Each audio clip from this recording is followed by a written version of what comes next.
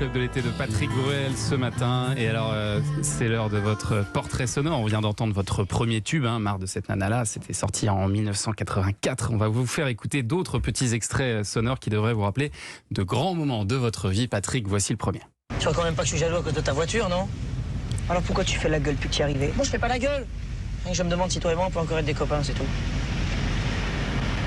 Mais tu découvres que ma mère elle a de l'argent, quoi. Qu'est-ce que tu voulais? Qu'on vive dans un gourbi, qu'on roule dans une 2 chevaux pour te faire plaisir? De toute façon, la ferme on l'a perdue, l'épicerie ton père il l'a perdue, l'Algérie on l'a perdue. Alors qu'est-ce que ça change, tu peux me dire? Ça change que vous vivez ici. Et nous on vit à Paris comme des mendiants. C'était émouvant. C'était joli. C'était émouvant. Le coup de Sirocco. Et en plus, cette scène du coup de Sirocco, c'est la scène des essais. Ah oui. C'est quand je me suis retrouvé rue des Saules, dans le 18e, avec cette centaine de jeunes garçons qui étaient là pour passer cette audition. C'était la première scène. Et c'est votre premier rôle important en 78. Donc c'est le film Le coup de Sirocco et le réalisateur Alexandre Arcadi, c'était son premier film. Ouais, son premier film. Et donc vous avez passé cette audition. Vous êtes parti de l'audition sans être très satisfait, je crois. Vous y croyez pas trop, quoi, à ce moment-là? Oh non, je suis parti en me disant que ils m'ont dit on vous rappellera. Je dis oui, bien sûr. Est-ce que vous voulez quand même mon numéro de téléphone? Mais bien sûr, je pensais pas du tout que 2 mois plus tard, Arcadi allait m'appeler en me disant on a fait le tour et on n'a pas trouvé mieux, donc c'est toi.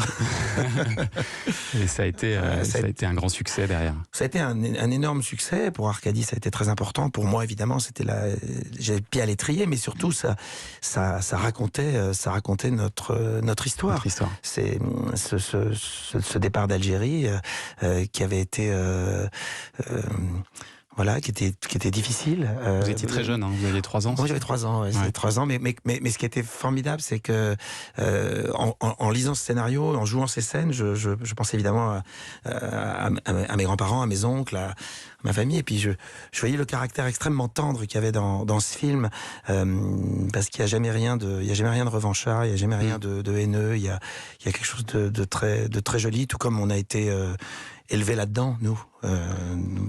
Donc c'est un très beau... Vous y êtes retourné en Algérie depuis ou pas? Non, j'y suis pas retourné. Je vais y retourner bientôt, parce que pour moi, ça s'impose. Et puis je vais retourner avec ma maman, parce qu'on n'y est jamais retourné. Puis il y a même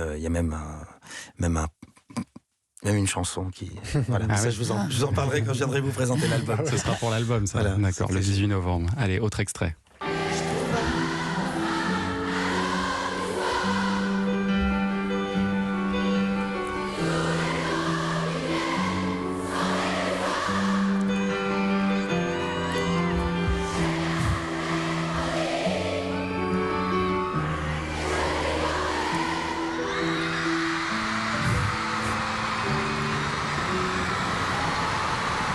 Moi aussi je t'aime. C'était évidemment très émouvant qu'une chanson écrite au fin fond de la solitude soit finalement partagée par des milliers de gens, des millions de voix. C'était le Bruel Tour de 90-91. Moi, j'ai revu ces images, j'avais oublié ce que c'était. Je savais qu'il y avait une ferveur folle, mais c'était vraiment très impressionnant. L'avalanche d'amour que vous avez reçue à ce moment-là, il y a de quoi... Je vais vous dire, ce qui est extraordinaire, et toujours aujourd'hui. C'est-à-dire que cette chanson, il y a... Oui, mais là, vous n'étiez peut-être pas prêt. C'est ça, c'est que maintenant, vous êtes peut-être habitué d'une certaine manière, mais à l'époque, quand ça vous tombe dessus, il y a de quoi péter tous les câbles, quoi. Enfin, c'est un truc... Oui, ça aurait pu, mais même aujourd'hui, on n'est pas... Je suis pas vraiment habitué, comme on dit. Je suis toujours fasciné. Cette chanson est née à Liège, en fait, au Forum.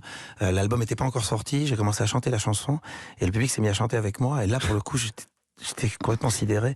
Et d'ailleurs, c'est pour ça qu'on sera à Liège le 7 et 8 octobre. Liège en Belgique, je le rappelle. En Belgique, bien sûr. C'est important. C'est symbolique. Vous êtes en train de finir votre tournée là, on finit la tournée. On sera le 3. On est en Belgique. On est au Festival Feel Good. Mais restez en Belgique, Patrick, vous le savez.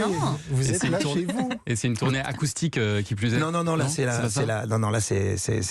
le 3 Festival Feel Good. On est sur une formule festival avec une grosse ambiance qui ressemble un peu à ce que vous venez d'entendre là. C'est génial. Allez, prochain extrait. Oh mais arrêtez avec ça! Mais Pierre n'est pas du tout un gros radin. Non, il est pingre, chiche, avare, ayant un problème avec l'argent. Toi, tu serais généreux et moi, je serais radin, c'est ça? Tu serais généreux parce que t'as offert un iPod à Myrtille pour ses 4 ans? Excuse-moi de ne pas avoir ton fric. Ah, c'est sûr que les morceaux de bois, ça n'a pas dû te ruiner. C'était un Mikado, connard. J'aurais mon fric, ça serait pareil. Parce que je pourris pas les enfants, moi? Parce que tu peux pas dépenser un sou sans t'y reprendre à 10 fois. Parce qu'il faut voir comment tu tiens ton porte-monnaie, ton petit porte-monnaie. Fais-moi gripper à lui, chaque fois que tu sors une pièce, on a l'impression que t'arraches un clou.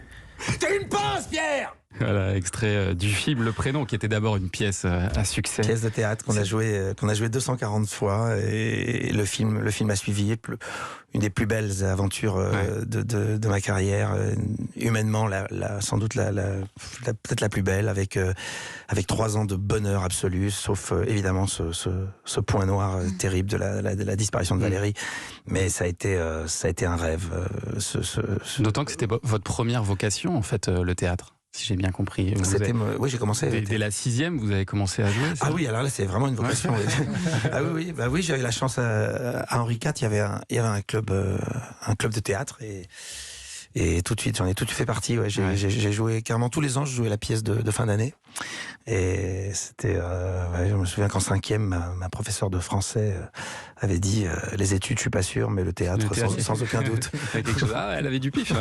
Allez, dans quelques minutes, ce sera une chronique musique et mathématiques avec Karima. Il dit qu'il voit pas le rapport, il va comprendre dans 2 minutes. On revient.